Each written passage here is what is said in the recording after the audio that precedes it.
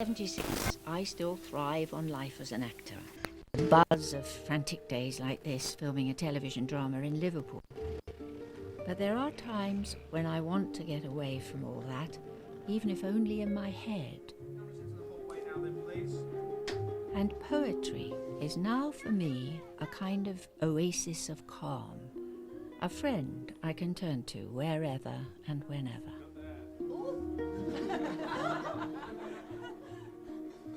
I think in this programme I really want to have a look at why I like particular poems and how they can take me back in time and make me perhaps look at things differently, because that's what great art does, I think. Writing 2 books about my life with and without John has forced me to reflect on and take stock of the past. Poetry has been a vital part of that. So in this film, I'm travelling back to places and times that have changed my outlook, to consider how the words and images of my favourite poets have spoken to me then and now.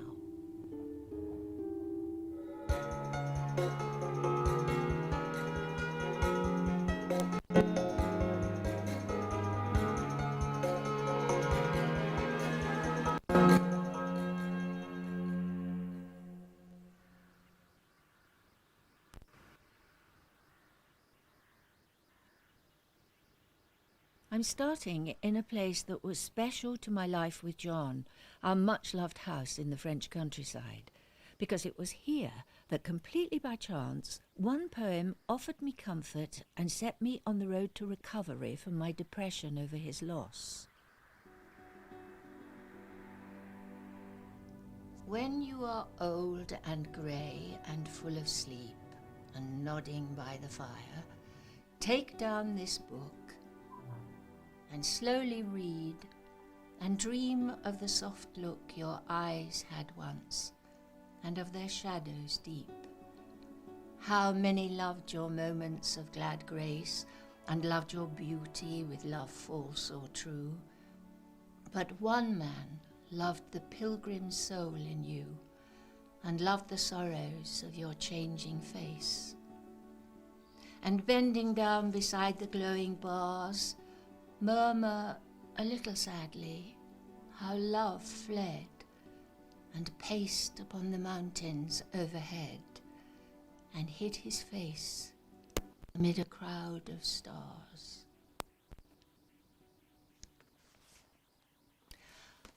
For a long time after my husband died, I was firmly convinced that he was coming back. I couldn't believe that somebody who'd been so totally present was so absolutely absent. And then one Christmas with the family, one of my grandchildren, Charlie, pulled a book out of the bookshelf, and I was really angry, and it fell on the floor, and I picked it up, and it was a book of W.B. Yeats' poems. And in the front cover there was the inscription saying, "I love these poems almost as much as I love you." And marked in pencil was the poem I just read. And I thought, it's a message. It's a message. Those last 2 lines. He's murmur a little sadly how love fled and paced upon the mountains overhead and hid his face amid a crowd of stars. And I thought, yes, France, our house in France, there's mountains and you can see the stars. And John used to love looking at the night sky.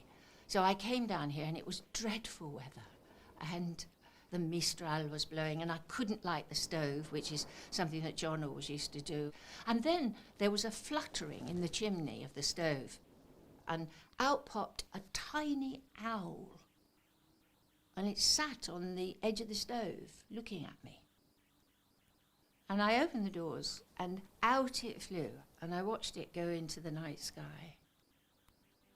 And it was a marvellous sight. And that night I had a dream. I dreamt that John was there, and I reached out and tried to touch him, and then he turned and he walked away. And that was when I knew it was over. That was it. He was gone. And I also knew that I had 2 choices. I was either going to survive this well, or I was going to go under. And I decided to survive.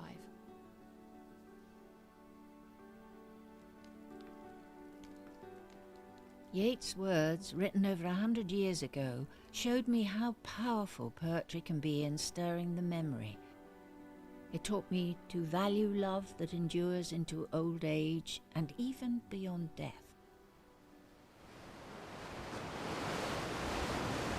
This journey takes me back to one of the first poems I ever remember. I was only 8 or 9 when my Auntie Ruby gave me a book of the works of Tennyson. Soon after, during the war, I was evacuated to the West Country and spent an unforgettable week here at Dancing Ledge in Dorset. Then that poem seemed to simply sum up the rugged beauty of this place. Today, I can see it as a warning against nostalgia. Break, break, break on my cold grey stones, O sea, and I would that my tongue could utter the thoughts that arise in me. Oh, well for the fisherman's boy that he shouts with his sister at play. Oh, well for the sailor lad that he sings in his boat on the bay.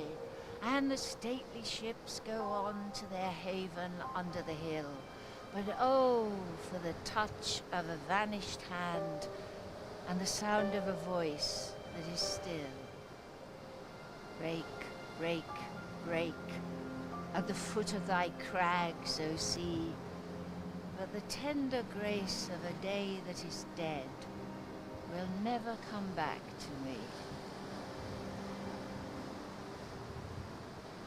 That poem so speaks to me about an event in my childhood. When I was evacuated, I came for a week on a visit to my friend Brenda Barry, who lived in a cottage over the hill. And the tide, when the tide is out, it leaves this wonderful pool down there. And we clambered down the rocks in the pitch dark, and we arrived at the bottom there, and we ripped off all our clothes, and we went into the water, and I remember splashing around, and then I remember we lay on our backs, and there was this huge sky full of stars, and I held her hand, my friend Brenda Barry, and it was one of those moments that you have when you're a child. And it's amazing, because when I read this poem, it could have been written entirely about that. I mean, it actually says, "And oh, for the touch of a vanished hand and the tender grace of a day that was dead." I mean, it was a tender occasion. It was a balmy night. I can feel it now. It felt velvety soft and warm. I don't know how we did it. We were 9. Break, break, break captured this special event in my young life, and equally affects me now I'm old. It's timeless. His poems elevated Tennyson to a peerage, and his success overshadowed the other romantic poets, Coleridge, Wordsworth and Keats. Even now, Tennyson's poems are more widely quoted than any except Shakespeare's.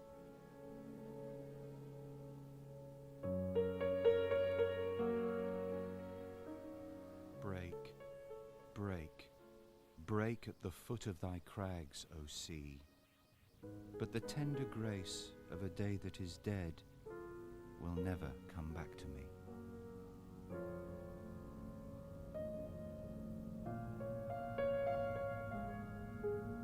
I'm puzzled by the wisdom and sense of regret in Break, Break, Break. Tennyson wrote it in 1834 when he was only 25, having recently finished his studies here at Trinity College, Cambridge. But I know that afterwards he published nothing more for nearly 10 years. I'm curious to find out what happened in his life that stopped him in his tracks. When he first came up to this college, Tennyson, he was a rather lonely, gauche, awkward, shy young man who didn't have many friends. And he met an extraordinary young man called Arthur Hallam, who was a person of extraordinary prodigious distinction. And he recognised Tennyson's genius and brought it out and encouraged it and made him happy, probably for the first time in his life. And Tennyson naturally became very attached to him, took him home. Hallam fell in love with Tennyson's sister and was going to marry her. And then quite suddenly, at the age of 22, Hallam died. He died of apoplexy. It was completely unexpected, and Tennyson was absolutely broken by it. Oh, good Lord. And I think he wanted to kill himself, really. So the voice that is silent and the hand that he can no longer feel was a man's hand. It was Hallam. It's Hallam, yeah. Oh God, I thought it was a woman. It's that Yes. extraordinary. In that case, this poem is obviously about grief, isn't it? Yes. Why was he so gloomy, apart from the death of Hallam? Why was he so miserable? I think one of the things that Tennyson felt was that life, in general, nature and so on, is cyclic. The day and the night, the seasons, the tides. Whereas human life is something that you only get once. You know, you're here, you live, and you die. Is that something you wrote a lot about? Grief is Tennyson's great subject. And in this climactic year, he embarks on a great work called In Memoriam, which is an elegiac poem about Hallam. So he builds his most important single work. Yeah, but then he came here, didn't he? Lucky old him. Just because he lost his friend. Look at this lovely place. How lucky he was to come here.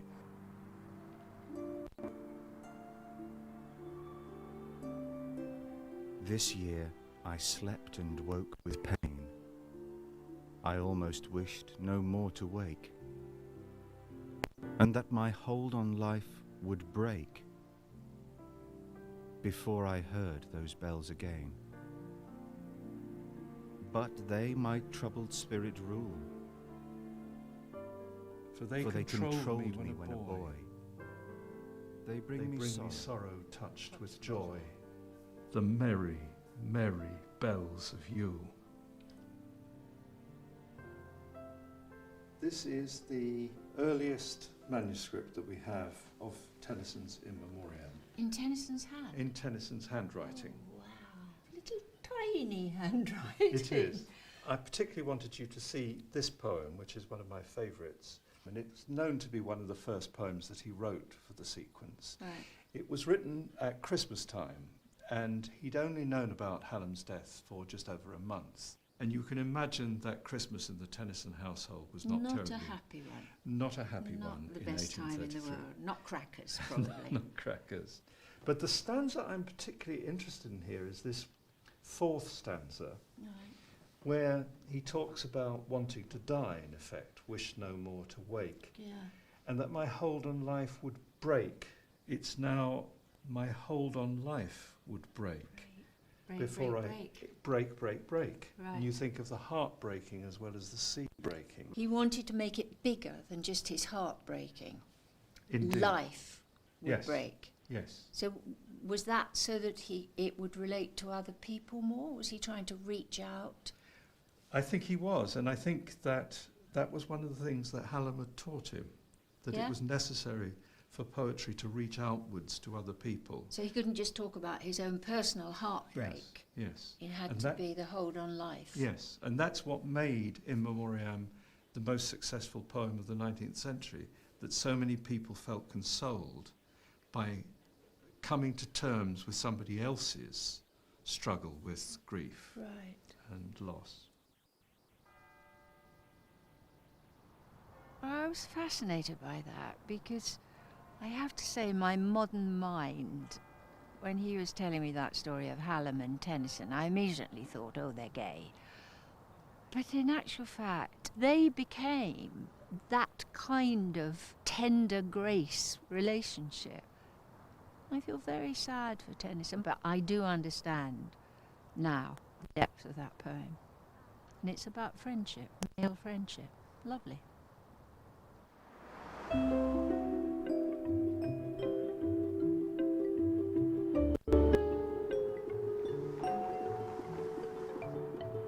Friendship, love, grief, these are things that at some time or another will touch on all of us, and themes that Tennyson's poetry captures so precisely. a modern poet who also speaks from the heart about love and loss, not in the romantic language of Tennyson, but in a droll, witty, almost everyday language, is Philip Larkin. Give me your arm, old toad. Help me down Cemetery Road. I'm on my way to meet the actor Tom Courtenay, one of John's great friends ever since they first met at drama school in the 1950s. A few years back, Tom performed a one-man show about Philip Larkin. I'm hoping he'll be able to shed more light on why Larkin has regularly been described as Britain's greatest post-war writer. Well, I remember not long after John died coming to see you do your one-man show on Larkin and being amused by it, but also deeply moved by it. He's a tender poet. For all his wit and his sharpness, there's a tenderness about him. Because he was a librarian, wasn't he? I seem to remember in he was Hull. in Hull. I left the year he arrived. Because he had about 3 mistresses, didn't he? Oh, at least. Raunchy in Hull. Yes, and he was very jealous of Ted Hughes because he was so handsome. Did he do recitals? It's terrible. Oh, really? Yeah, he ignores all the rhymes. You can hear him when he gets indigestion during them. Oh, He really? didn't believe they should be read aloud. I think he liked to see them on the page as he designed them. Would and you he loved rhyme, you see. What did he say once? I'd as sooner venture forth without rhyme as without boots in a meadow of snakes. Is there any particular poem that you liked? I mean, for instance, what about the one about the mother? Oh, yeah, and it's My Mother Who Hates Thunderstorms. Can you do it for me? Yes, I will. My mother, who hates thunderstorms, holds up each summer day and shakes it out suspiciously, lest swarms of grape dark clouds are lurking there. But when the August weather breaks and rains begin and brittle frost sharpens the bird-abandoned air, a worried summer look is lost. And I, her son, though summer-born and summer-loving, nonetheless am easier when the leaves are gone. Too often, summer days appear emblems of perfect happiness I can't confront. I must await a time less bold, less rich, less clear, and autumn more appropriate. That's wonderful, Tom. I mean, it's a very subtle idea, isn't it? This idea that summer and happiness is almost too much. Is that what it's saying? Yeah, I think that's what it is saying. You know, good feelings will come when they come, not necessarily in the summer. Maybe that's something to do with getting older, but I know what that means now. There's constant search for radiant happiness, and it's not realistic. Yeah. Yes, there's one particular poem called The Mower, which I like, which is... A little bit of introduction, that he'd moved house, you see, and he had to deal with this garden for the first time he'd known, and that involved cutting the grass. So this must have been a very upsetting event for him. I'm sure it was. He says, the mower stalled twice. Kneeling, I found a hedgehog jammed up against the blades, killed. It had been in the long grass. I'd seen it before and even fed it once. Now I had mauled its unobtrusive world unmendably. Burial was no help. Next morning I got up and it did not. The first day after a death, the new absence is always the same. We should be careful of each other. We should be kind while there is still time. Oh, that's lovely, that. Yeah. During my earliest days acting in rep, doing all sorts of plays, I have to admit that there was one writer that terrified me. It wasn't until I was in my 40s that my heart was finally opened to Britain's greatest ever poet, William Shakespeare. In the early 80s, I joined the Royal Shakespeare Company and fell under the gentle guidance of their in-house scholar, John Barton. I was in good hands. He has tutored almost all our great stars. Solanio, Ben, come and do Solanio when he joins in, as if it's the middle of a conversation. Why, then you are in love. Sheila, you've only plunged into Shakespeare quite recently. I found that if I let it flow, just happen, it seemed the most natural thing in the world. Now, 30 years on, I'm John's pupil again. He's going to guide me through one of my favourite Shakespeare sonnets, number 29. Its theme is close to my heart, the power of relationships to give meaning to life. And John seems to know about everything to do with Shakespeare. I remember when you showed us the Shakespearean accent, which was a total revelation to me because I had a Cockney accent and I spent 2 years at RADA trying to get rid of it and receive pronunciation so I could speak nicely. And then you demonstrated that Shakespeare himself didn't speak like that. I can do it roughly, and I'm told I do it 80% right, but I'm not an expert. So show me. I remember you doing it. Go on, do me one. Well, once more into the breach, dear friends, once more, or close the walls up with your English dead. In pace there's nothing so becomes a man as modest stillness and humility. But when the blast of war blows in our air, then imitate the action of the tigger. That's lovely. What you were great at was looking for the clues that Shakespeare gives you to help with the interpretation. I mean, in this one, there's something wonderful about my sweet love remembered. Who was he writing it about? Does it matter who they were written to? Absolutely. It's about somebody in love talking to someone they miss and how they deal with their mood. If I were doing this with you, what would you make me do? The trap for the actor is when in disgrace with fortunes and men eyes I all alone beweep my outcast state.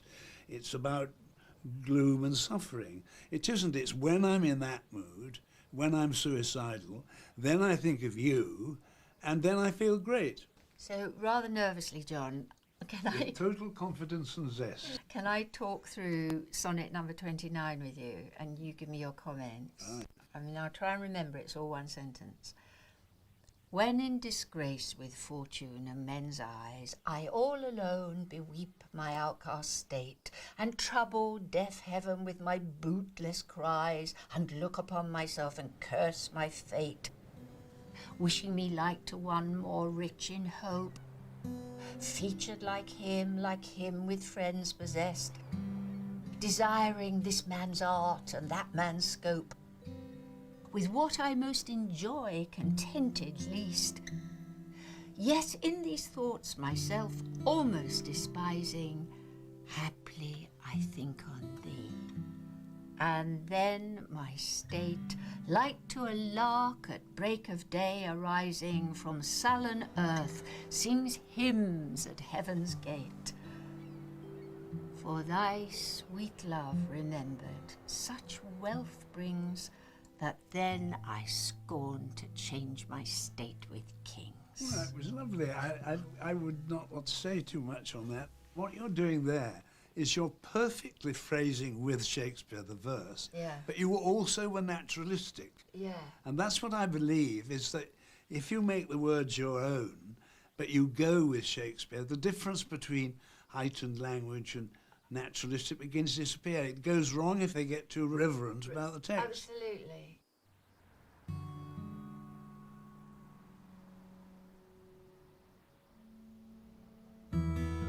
I think everyone is a bit scared of Shakespeare, kids especially. But if it's presented to them in the right way, they can handle it. Disgrace! Disgrace! Disgrace! Heavens, kings! Heavens, kings! Enjoy! Rich! With what I must enjoy contentedly! This is my daughter Melanie, who with her partner Lucy has been encouraging some kids from an inner city estate in West London to tackle Sonnet 29. For starters, they've been given a range of exercises with words taken from the verse. The idea is to treat Shakespeare like normal speech, not something esoteric, to relish the language. And argue with your words!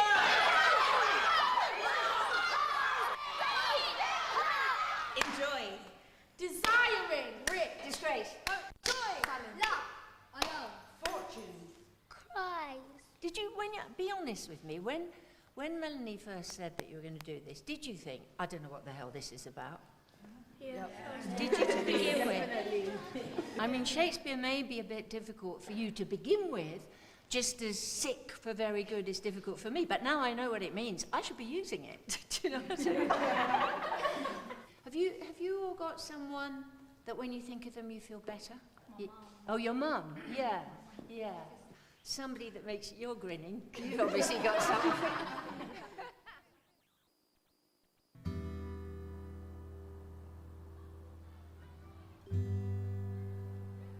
It's a few days later, and the kids have chosen to put on a performance. I'm excited to see what my daughter Melanie, Lucy, and their youngsters have achieved. With only a few hours rehearsal, can they really bring Shakespeare alive to an audience of friends and parents from the estate? When in disgrace with fortune in men's eyes, I all alone bereave my outcast state, and Troubled to the heavens with my bootless cries, and look upon myself and curse my fate, wishing me like to one more rich in hope, featured like him with friends possessed, with what I most enjoy contented least. Yet in these thoughts myself almost despising, happily I think on thee, and then my state, like to the lark at break of day arising from sullen earth's hymns at heaven's gate. For thy sweet love remembered, such wealth brings, that then I scorn to change my state with kings.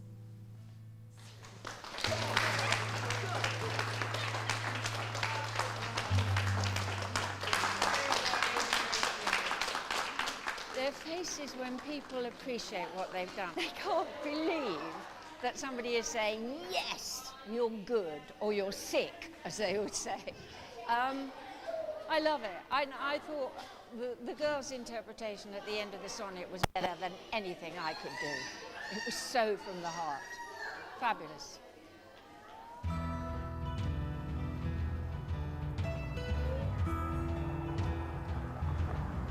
I'm leaving London and heading north, where nearly 30 years ago, a very powerful poem became my companion during some dark times.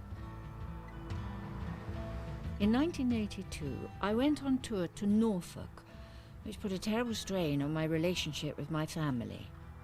Like many working women, I was torn between my job, which I was passionate about, and my domestic life.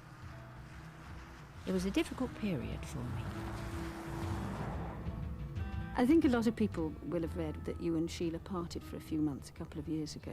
Absolutely. It wasn't the sort of separation where Roman said, well, we must separate and then we'll come back and it will be even better. Sheila just wanted to be alone. Did you feel that you were less than supportive in that situation? Well, don't forget, doing Morse, where you work long hours. The first time I came to the Fens was in the 1980s when I was artistic director of the Royal Shakespeare Touring Company. At that time, my life was a bit dodgy. You know, I was away on tour. I'd left my poor husband in charge of the children. And I, at that time, had an MG. And I remember driving around with my roof off. And I played largely Benjamin Britten because he lived nearby in Aldborough. And my absolute favourite was the setting of a Blake poem by Britten, The Sick Rose. So it kind of fitted the mood I was in, really. Slightly disturbed, slightly insecure. So fitted this landscape.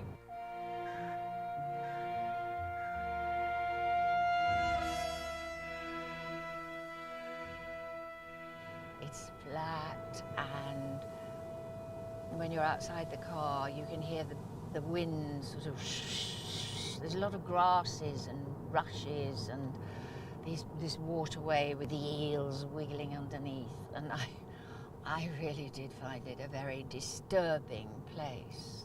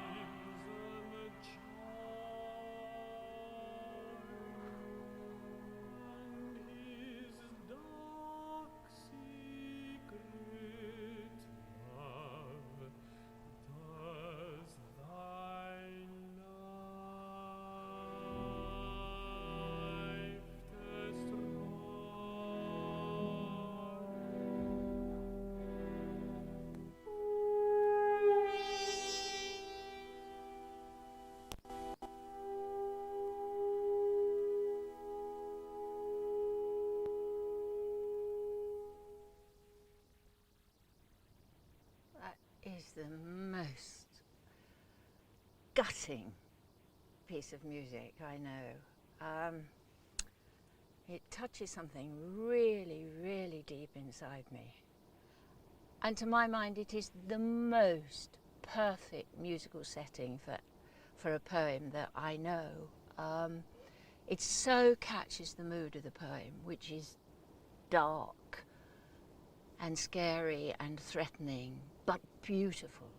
And the last couplet, which is, "And his dark secret love doth thy life destroy."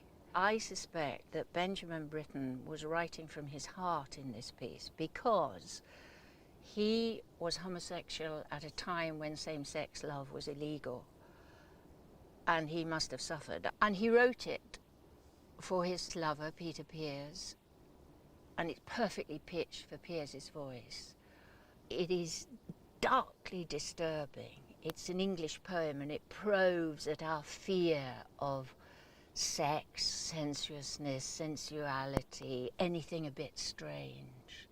It threatens us, but at the same time it tells us that it's wonderful. I love this piece.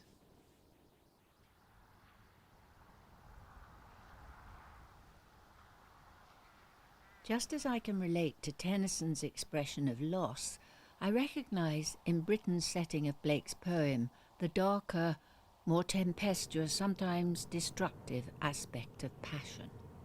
John and I knew all about that, but over the years there was much tenderness too. I'd like to take to my island my dear wife, Sheila Hancock, doing Little Girls from Annie, which was a musical a few years back. It's not, she's not singing about her girls, but... Britten's setting reflects the darkness of this landscape and the complexity of human relationships. With age, I find that verse and music can tap into the heartbeat of a place. I'm taking to the water with a local poetry enthusiast, Peter Carter. For Peter, the fens are not barren and bleak. They're an unspoilt paradise teeming with animal life.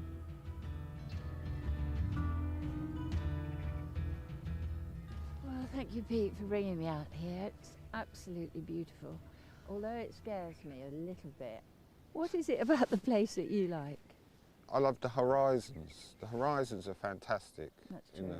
You can't get sunrises and sunsets anywhere else like you do here. So you're a contented man living here? Oh yes, yeah. Because you've lived in the fens all your life, haven't you? Yeah, my family have been on the fens since 1500s, so they would have seen the fenscape change. Really? Yeah.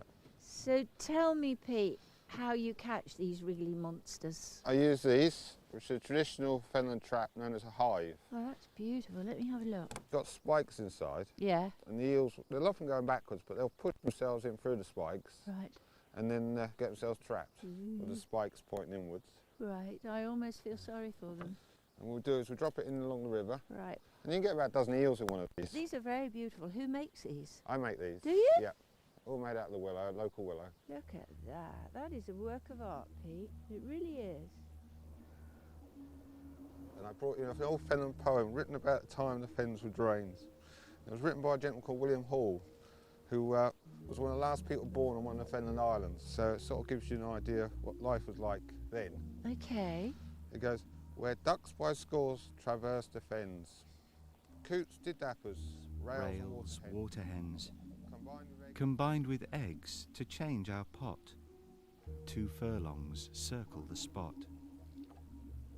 Fowl, fish, all kinds, the table graced, all caught within the self-same space. As in each year, in season fed, the surplus found us salt and bread. Your humble servant, now your penman, lived thus a simple, full-bred fenman.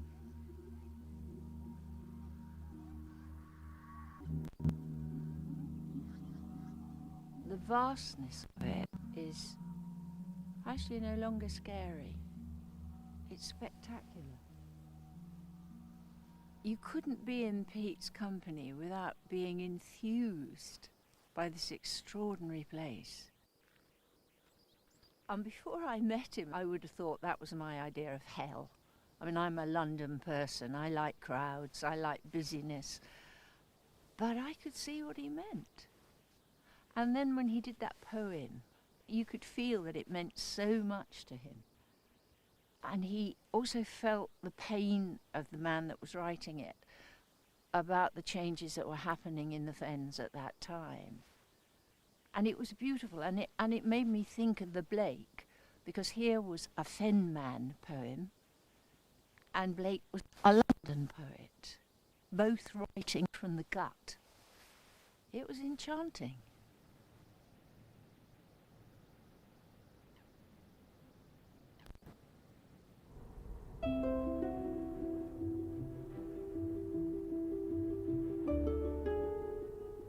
John's and my life in London was pretty frenzied with our work on stage and in television. I've always thrived on the energy of rushing around and city life, but John needed quiet and privacy.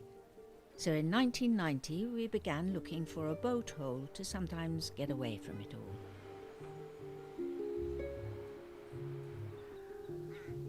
We found Lucky, as John called it, a 17th century house in Wiltshire.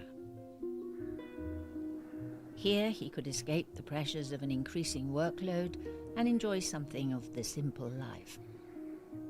This beautiful spot brings to mind the words of a well-known poem that tells us how important it is to take a break from the hurly-burly of life. It's Leisure by W.H. Davies. I've been helping my 2 eldest grandchildren rehearse it for a poetry recital. Does it get you down sometimes? It does seem to me that you rush around an awful lot. Mummy's taking you from one place to another. Yeah, that's why I like coming here. Well, it's very peaceful, yeah, and quiet and different from the city. Right. Especially here, this spot, and listen to the river. That poem that we looked at, Leisure, it's Yeah. called, by W.H. Davies. You thought that was good, didn't you? Yeah. Yeah. Should we have a go at it? Yeah. Yeah. Right, come on then, Lola. What is this life? If full of care, we have no time to stand and stare. No time to stand beneath the boughs and stare as long as sheep and cows. No time to see when woods we pass, where squirrels hide their nuts in grass. No time to see in broad daylight streams full of stars like skies at night. No time to turn at beauty's glance and watch her feet, how they can dance. No time to wait till her mouth can enrich that smile her eyes began. A poor life this. If full of care, we have no time to stand and stare. Lovely. Lovely, you do it beautifully. Well done. Helps a lot to imagine the picture in your head. Yeah. And it refers to the sheep and cows in the field and the trees standing beneath the boughs. Yes, I like that, you see. I love poems that they mean something to me. Probably not at all what the writer meant. I mean, we don't know whether W.H. Davies had cows in his field or a stream going through his garden, but for us, that's what it means, isn't it? Yeah. You think, oh, that reminds me of such and such. The story of W.H. Davies is colourful.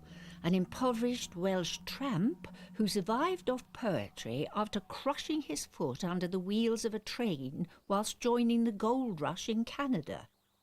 Eventually, Davies' poetry won him the patronage of George Bernard Shaw, and he found happiness living in Gloucestershire with a wife 30 years his junior.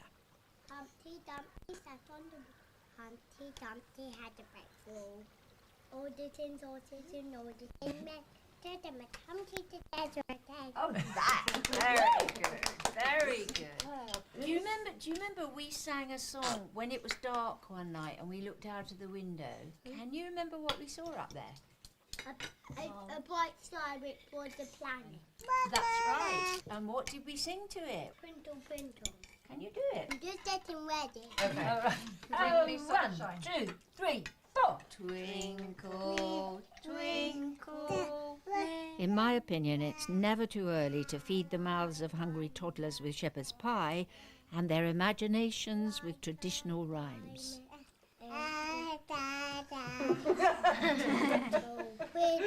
Little star, how I wonder you are. Very, very good song. I don't actually now come here very often. For me, this house is irrevocably joined to John. He died here and he was happy here. I got loads of letters from lovely people, usually who'd suffered a bereavement themselves and knew a bit about it. And then I wrote a book about it and I got even more letters. And I got dozens of copies of a poem about death is nothing at all, he's only in the other room, and I just couldn't stand it because, no, he wasn't. The total absence is what's so dreadful for me.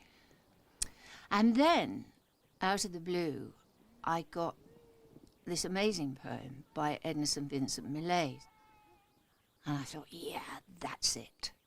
This poem really, really struck home. Time does not bring relief. You all have lied who told me time would ease me of my pain. I miss him in the weeping of the rain.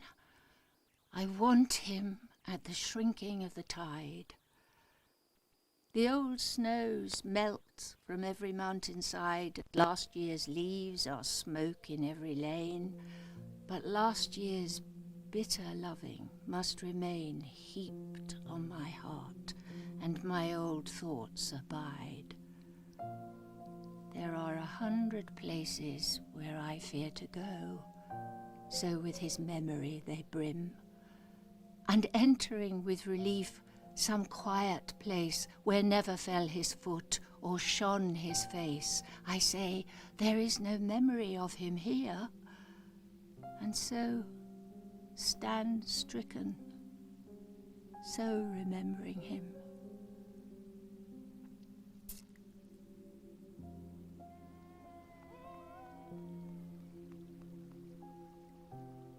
Now I have to say, now 7 years later, I don't feel quite what I felt then. The first line, time does not bring relief, is not true. Actually, I know now that time does bring relief. The pain is different. There's a sort of dull ache. But on the whole, life goes on and you find a new way.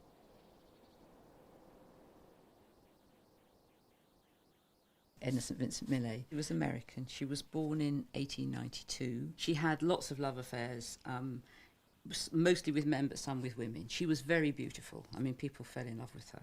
She was one of the most famous women in America. She went round and did readings to huge audiences. But she was very much the voice of rebellious youth, and particularly of women who didn't want to accept any of the roles that society offered to them. She writes surely untypically of the period that she was writing, doesn't she? I mean, it's very passionate. She was certainly, I mean, I find a lot of her poems very moving. I like the wildness in them. It's the way this wildness and intensity is contained in the shape of the sonnet, which is what makes them work so well. Absolutely. Yeah. It's lovely talking to you, Wendy, because we have a link, do we That's not? right. That's right. My mum worked in the shop where your father was managing director. That's right, Mitchell's of Erith. Mitchell's of Erith. I remember you coming in to see your mother when she was in the theatre bureau. She started on the glove counter. Then she was on the lingerie department, and there were corsets. I remember those pink corsets on the models and nightgowns and things. And but it was a sensuous place. But I do wonder whether that. I mean, what did start you writing poetry? It helps me deal with things. I mean, it helps me deal with difficult things. Do you find it difficult to write about grief? I think there's something that happens in the course of writing the poem that if it works as poetry, it works as therapy, and vice versa. What a poet is trying to do is to put experience into language without betraying it. And a poem won't work if you're telling a lie. There's a poem I particularly like in your anthology, or one of your anthologies, which is called Names. Tell me how you came to write that. That's about my grandmother, and I wrote it not long after she died. Oh, really? I was very upset. She lived with us from the time I was 2, and I was very fond of her. And I thought I would like to write a poem telling her story so she could be remembered. Names. She was Eliza for a few weeks when she was a baby. Eliza Lily. Soon it changed to Lil. Later she was Miss Stewart in the baker's shop. And then my love, my darling, mother. Widowed at 30, she went back to work as Mrs. Hand. Her daughter grew up, married and gave birth. Now she was Nana.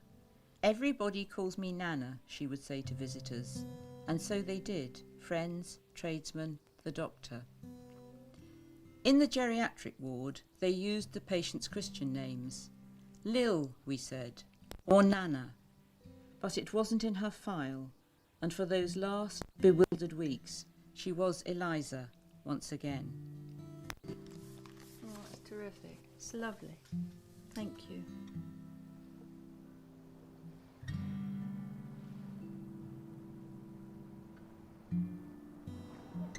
I loved that poem of Wendy's, Names. It was such a wonderful way of encapsulating in quite a small poem a very complex idea. The idea that all the way through your life you change roles, and very often that goes alongside a change in name. Endearing names when you're married or in love or something like that, and then you've got your professional names, Miss Hancock or whatever, and then ending up becoming almost nameless when you become old and possibly lonely. A very, very, an inspirational idea, but immensely skilled.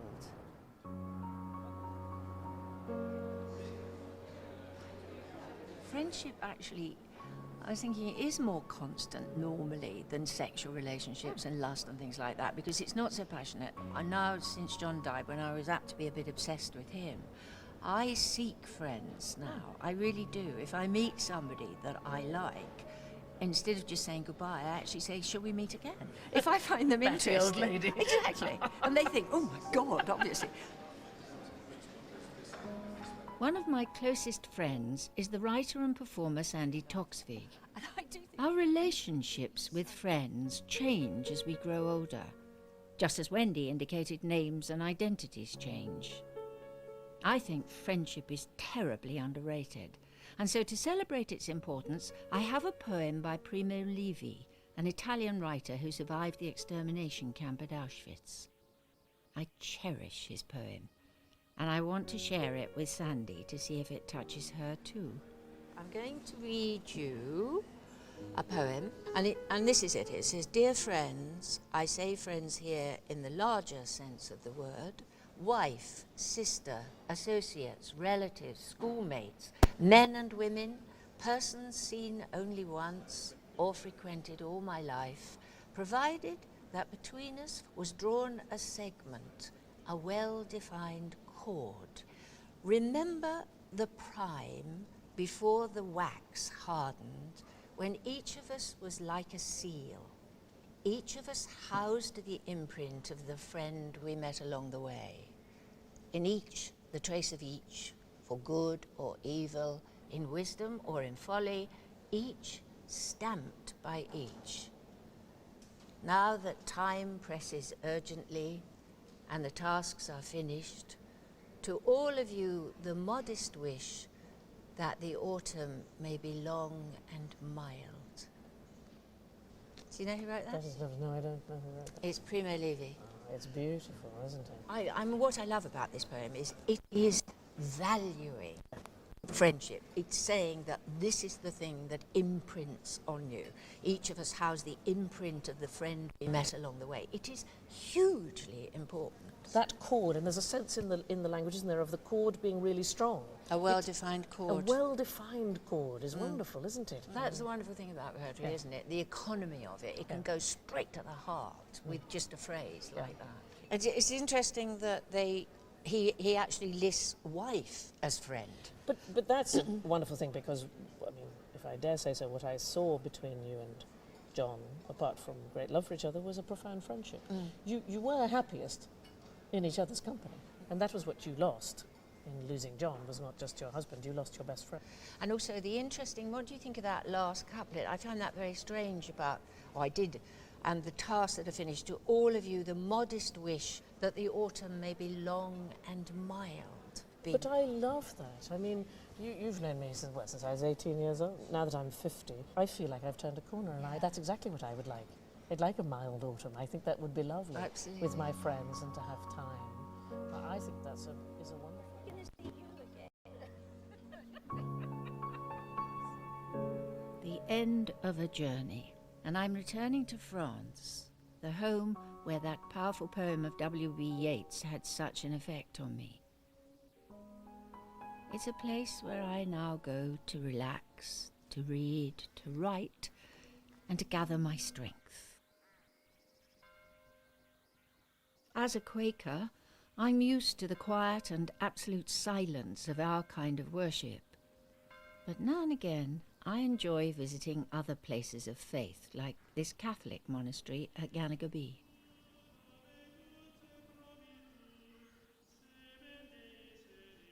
The Gregorian verses the monks chant here have for me the same rhythm and potency as great poetry.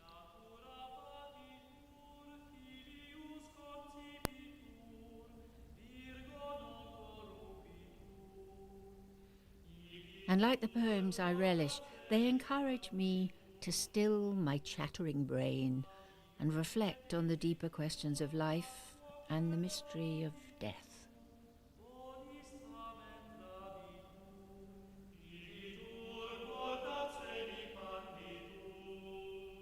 Spirituality is very important to me. I think religion is not important, but the spiritual. You need another dimension in your life rather than the everyday and the plebeian and the shopping and the this and the that. And I suppose really for me that's the function that art and music and poetry and literature and nature provide. I can find it there.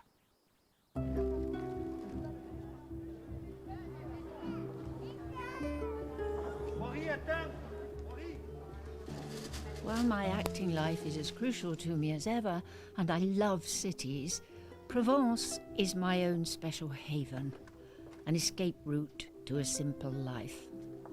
I feel valued in this lovely place because the friendly locals pay great regard to older women.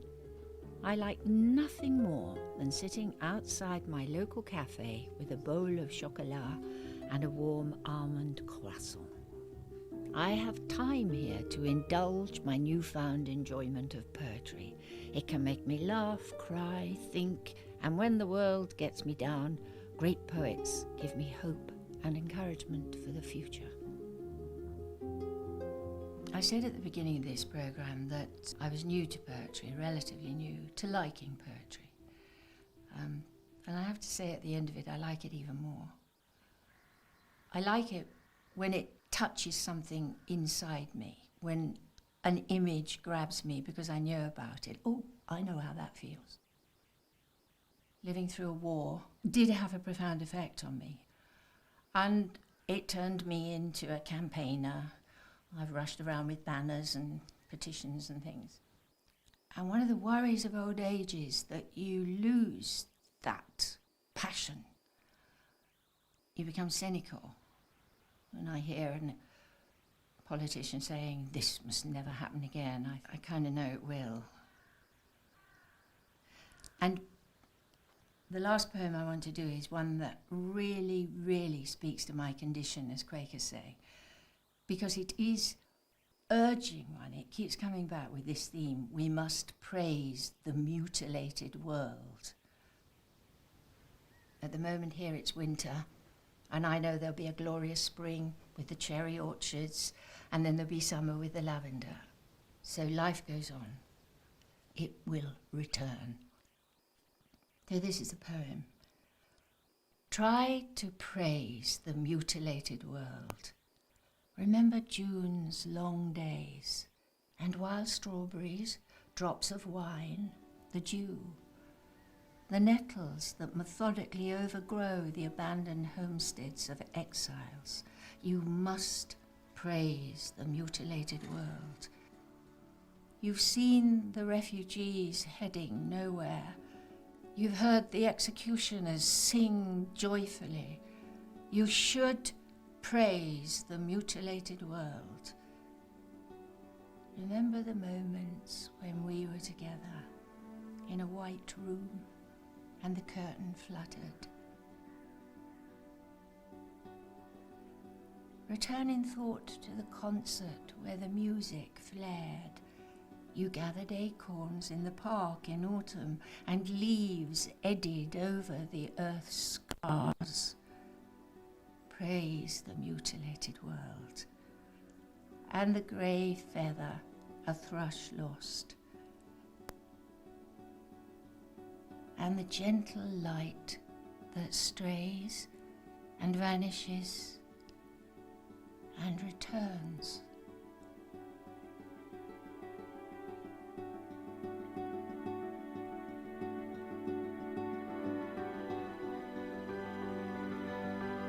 There's another chance to see Ian Hislop's take on the Poets Laureate, The Changing of the Bard, tomorrow night at 11:40.